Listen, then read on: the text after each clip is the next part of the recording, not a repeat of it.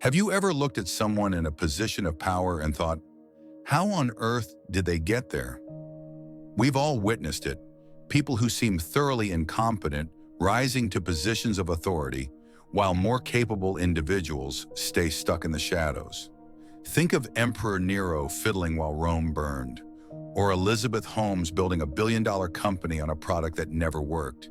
It's a pattern so common, it almost feels deliberate. What if it is? What if there's a brutal logic to why the least qualified often rise highest? What if stupidity in certain environments isn't a bug, but a feature? This is where we turn to one of history's most misunderstood minds, Niccolo Machiavelli, the man who didn't write fairy tales for idealists, but brutal instructions for survival. He didn't tell us what should be. He told us what is. His truth. Power isn't about intelligence, it's about perception. In Machiavelli's world, in ours, appearing competent often matters more than actually being competent. And intelligence, real intelligence, comes with traits that don't fit the game: nuance, caution, self-awareness. These don't win elections or boardroom battles. They slow you down when the world rewards people who move fast, lie well, and never second guess. Look at Socrates, brilliant, ethical, endlessly curious. The man literally said, "I know that I know nothing." He was a philosophical giant and a political failure. The system had no place for someone so honest. Compare that to the loud certainty of populist leaders across history. Those who rise not by depth, but by simplicity, not by truth, but by confidence. That's the paradox. The smarter you are, the more complexity you see. But the world doesn't want complexity. It wants clarity, even if it's false. And that brings us to a brutal reality confirmed by science. A 2017 study from the Journal of Management found that intelligence only improves leadership chances up to a point. Beyond an IQ of about 120, intelligence can actually make you less likely to become a leader. Why? Because the smarter you are, the harder it is to relate, to simplify, to play the game. This isn't speculation, it's human nature. We're drawn to what feels strong, not what is smart. And overconfidence, it sells. Enter the Dunning-Kruger effect. You've seen it. The loudest person in the room, absolutely certain of their ideas, even when they're clearly wrong. Meanwhile, the expert holds back, aware of everything they don't know. As Shakespeare said, "The fool doth think he is wise, but the wise man knows himself to be a fool." A 2020 study in the Journal of Personality and Social Psychology confirmed it. Overconfident individuals are consistently perceived as leaders. Competence be damned. Look around. Startups bankrolled by charisma instead of substance. Billion-dollar disasters born from blind faith in a visionary founder. WeWork, Theranos, and countless others. The product didn't matter. What mattered was the illusion of certainty. So what happens when incompetence reaches the top? Machiavelli saw the playbook centuries ago. Incompetent leaders surround themselves with even less competent allies, not because they want to fail, but because they want to stay in control. The first method for estimating the intelligence of a ruler is to look at the men he has around him. That's what he wrote, and that's what we still see. Weak leaders don't hire talent. They hire loyalty. They don't want challengers. They want mirrors. This creates a competence drought that spreads like a virus. It's not just one bad decision. It's a whole system built to protect mediocrity. Think about organizations you've worked in. Ever been told not to rock the boat? Ever felt like raising valid concerns made you the problem? That's the network effect of incompetence, and it feeds itself. But why do we still fall for it? Because of a powerful psychological craving. Cognitive closure. In uncertain times, we cling to certainty. We want answers, not nuance. Simplicity feels safe. Complexity feels like chaos. This is why we reject experts who say, "It depends," and follow charismatics who shout, "I have the answer." Even science confirms it. A Yale study showed that when people read complex policy data, they were more likely to reject it if it challenged their political beliefs. And the smarter they were, the stronger the bias. Intelligence isn't a shield. When used emotionally, it becomes a weapon of rationalization.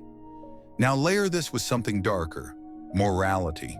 Machiavelli's most infamous advice: a prince must learn how not to be good. He didn't mean you have to be evil. He meant that those who cannot abandon their virtue when required will lose to those who can. And this is where intelligent, ethical people often fail, because ethics creates boundaries. And when you're up against someone with no lines, your strategy is already restricted. Look at Cicero versus Caesar.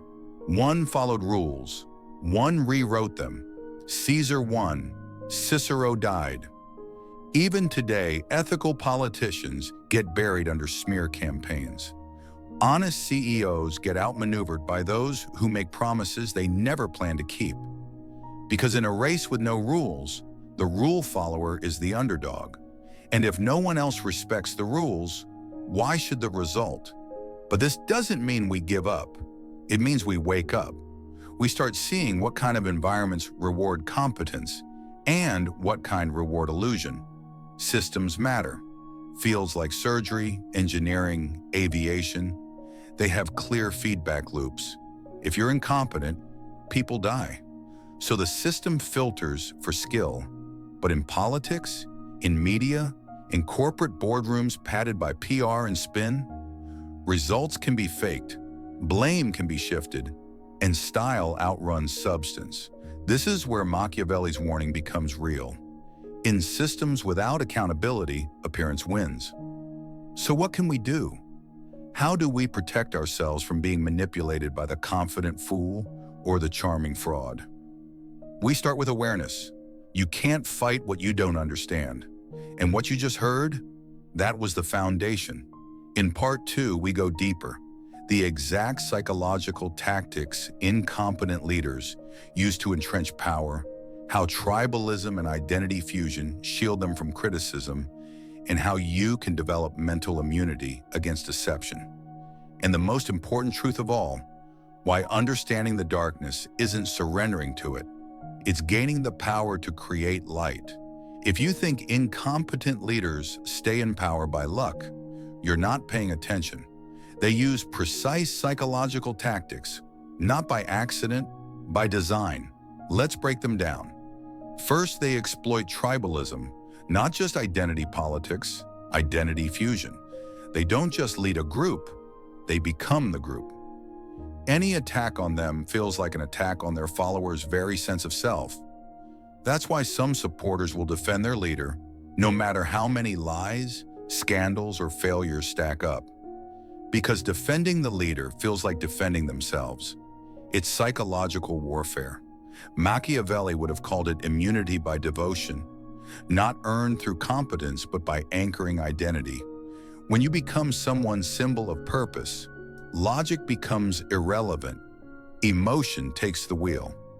Second, cognitive overload, a constant stream of scandals, contradictions, and chaotic decisions. So much that the public stops trying to make sense of it. It's not a bug, it's a feature. Chaos keeps people off balance. When you're exhausted from trying to make sense of everything, you give up. Confusion becomes compliance. Third, they rely on doublethink. Orwell named it. Machiavelli described it. Leaders who can say two opposite things and make both sound true. Why? Because consistency doesn't matter when certainty is what people crave. They rewrite history in real time. And if you don't remember what they said last week, good, that's the point. Fourth, they manipulate vulnerability. They prey on economic instability, cultural fear, and social decline. In desperate times, people trade complexity for clarity, freedom for control, and truth for emotional relief. Machiavelli wrote, "Men are driven more by fear than by love. And fear, it's easy to sell." So now the question becomes, how do we protect ourselves? We begin with something rare in today's world: intellectual humility, the ability to say, "I don't know," to ask questions instead of defaulting to certainty. Studies show people who score higher on humility are less susceptible to manipulation. Why? Because they pause before reacting. In a world that rushes toward opinions, humility is a kind of mental armor. Second, media discipline. Not all content deserves your attention. Most of it's noise. Pick signal. Refuse to be emotionally baited by outrage headlines or viral rants. Remember, attention is currency and outrage is profitable. Be stingy with your clicks. Be deliberate with your focus. Because whatever grabs your attention shapes your perception, and that's the real game. Third, philosophical reflection. You want clarity? Zoom out. Build the habit of thinking beyond today's chaos. What are your values? What's your standard for truth? Who do you want to become when no one's watching? Machiavelli wasn't teaching manipulation. He was exposing the system, so the aware could outthink it. But awareness isn't enough. Systems need protection too. Here's what works: strong accountability, feedback that cuts through charm. That's how you filter for substance. Boards that question CEOs, voters that reject style over substance campaigns, leaders who face real consequences. Second, cognitive diversity. Groups that include different perspectives make smarter decisions. It's not just about fairness, it's about accuracy. Echo chambers are comfortable. They're also dangerous. Third, transparency. When power hides behind jargon, legalese, or technical fog, demand clarity. When you can't follow the logic, it might be because there isn't any.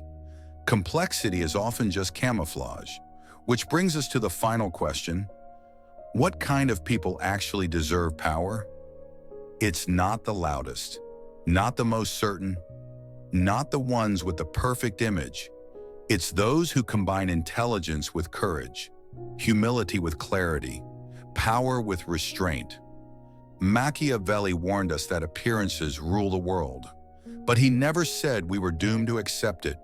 He believed we could design systems that reward merit, not charisma, that we could recognize the games being played and refuse to fall for them.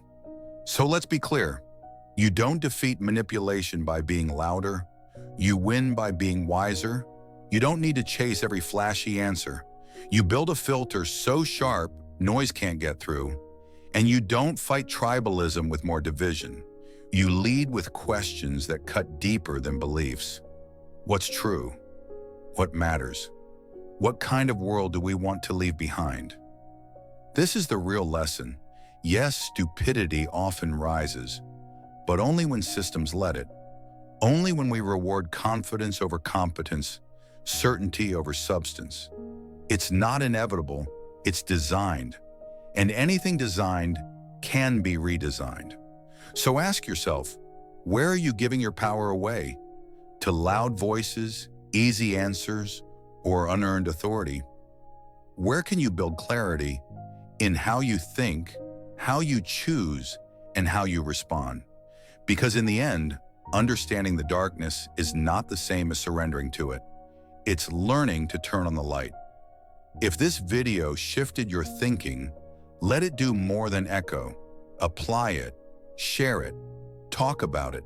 Because the more of us who get this, the harder it becomes for incompetence to hide behind illusion.